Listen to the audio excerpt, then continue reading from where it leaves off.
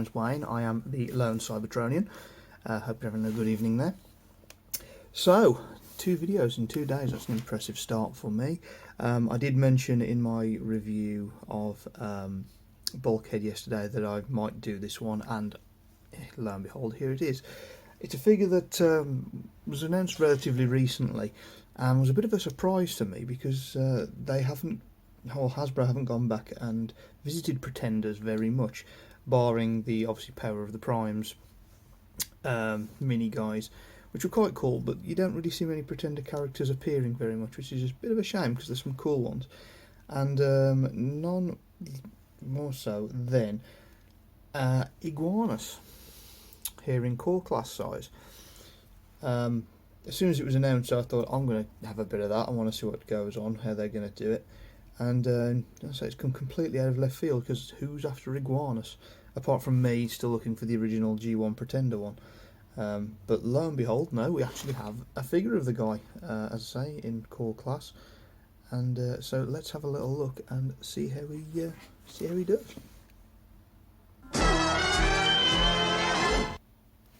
Okay, and here he is in his robot mode, slightly closer up.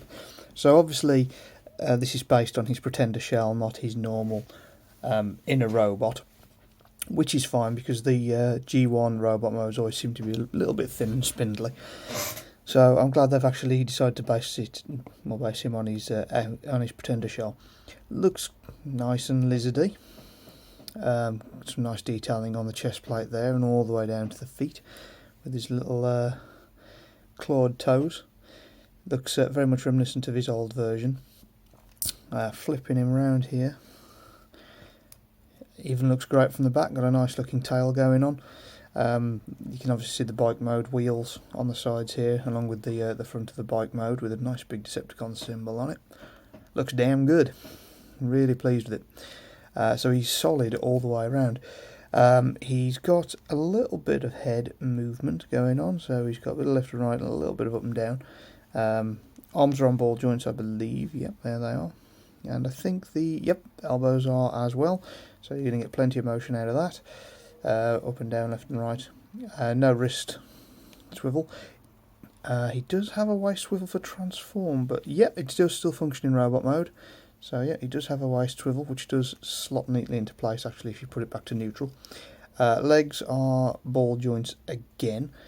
Plenty of movement forward and back and out to the side. Knees and the feet are also on ball joints, so you get plenty of range of motion there.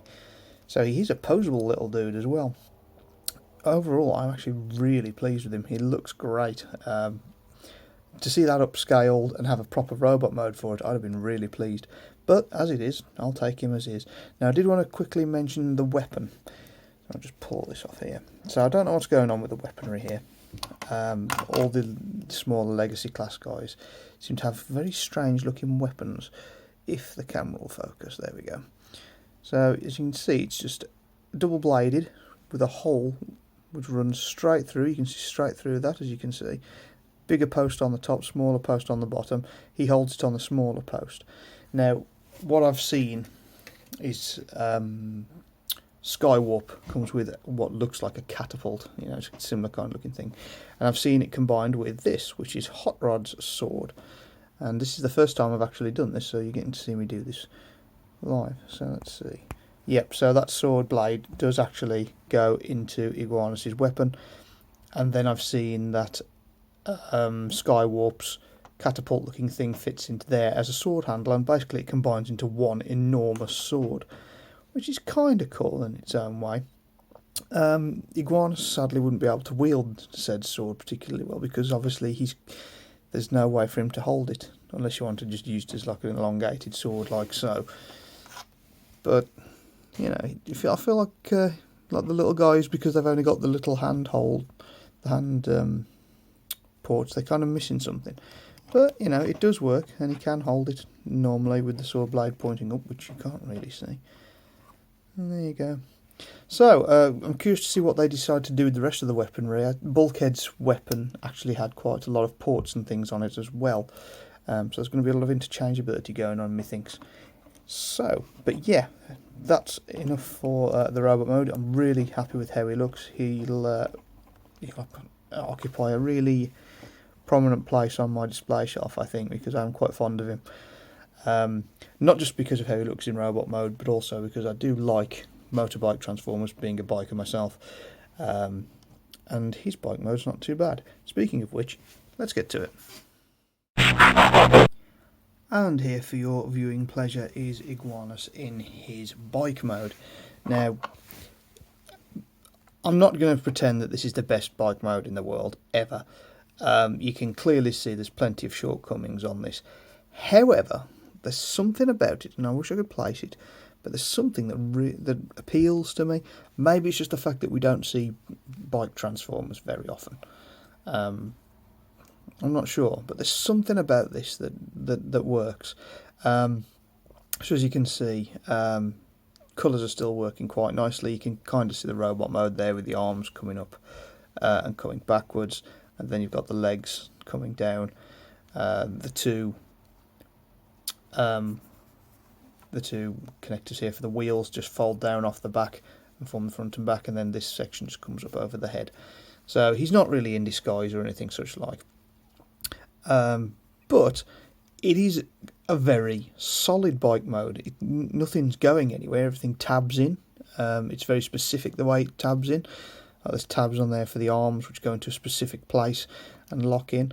The hands lock in either side of the wheel there. Same with the feet. One big gripe for me is that the legs coming out and down like this. I feel maybe it's a traditional bike thing, where I always think they should come down and back.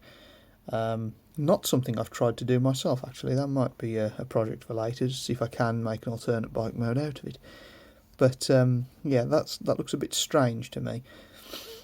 What I do like, though, is the way the tail comes back to form a seat. I thought that was a really clever piece of design work. I thought, yeah, credit on that one. So those are clearly the robot mode feet there, and they do have little exhaust pipes on them, from what I can see, just at the back there. So there is something. We do have a little bit of weapon storage, although it doesn't really help anything, and I'm just now trying to get that sword out of the weapon. There we go. So yeah, just literally hole on top, big post, and there you go. So it just sits on top of there. Nowhere else you can really put it. I did try putting it into the hand hole there, but it scrapes on the floor, so there's nowhere else you can really attach it. But you know, for what it is, it's fine. Rolls okay. I had to trim off a little bit of flashing on the front tyre because something was sticking, but once I trimmed that off, I didn't even have to trim off very much of it. Can't even see it now. But there is definitely a little bit that I had to trim off on that front tyre just to make him roll, but now it's gone. I mean, he's a roller. But yeah, he's okay, and like I said, there's something that appeals about the bike mode, and I don't know what it is. It looks strange, and it looks alien, and it doesn't... I mean, I said about the tail forming a seat, but I don't think this would be designed to be actually ridden by anyone. It's more like just a two-wheeled method of transportation for himself, as opposed to being something that can be ridden. And that's kind of cool. And I think that's what the appeal is that it's more just him on a two-wheeled alt mode as opposed to being a motorbike as a means of conveyance. So yeah, I mean, the seat might do that, but there's no handlebars or anything. So that's what made me think of that as well. But I don't know. But yeah, it definitely appeals, and there's plenty of detailing on it as well. I've just noticed. There's plenty going on in there. So they spared no effort when they were designing him and sculpting him. But all in all, it's a figure I'm really, really quite pleased with. I have been waiting for it for a while, and I'm curious to see what they do with any other Pretenders as well. I mean, there are 12 original Pretenders, and then the rest of them, they got the smaller ones, the vehicle Pretenders, such as Gunrunner and Road Grabber, and the Megas and the Ultra Pretenders. There's so many characters that they could do stuff with. So, I mean, even if they only do them at core class size, I'm totally on board with that. I'll gladly see them redone at this size. Because as I say, their original robot modes inside the Pretender shells were so stringy and poor and far-fetched. Iguanus' old bike mode definitely did look like a stretch, and this looks like a much more solid-looking vehicle. But that's personal opinion. I can see why people wouldn't like it, but me, yeah, I'm fine with this. It's not my favourite alt mode, but I'm definitely okay with it, and the fact that it holds together as well, and the colour scheme works. It's all cool. So I'm definitely quite pleased with him. He does also, I'm trying to put him on a ramp here, but he does also actually stand up on two wheels if you have him on a flat surface. So there's that as well. But yeah, so that's my review of Legacy Core Classic Iguanus. Hope you've enjoyed it. If you've got any requests that you want me to fulfill for Transformers that have come out in recent years, by all means throw them at me. If I've got them, then I shall review them. I want to start doing this more and more regularly now, so any requests are greatly appreciated. But in the meantime, thanks very much for joining me this evening, and I will see you on the next one.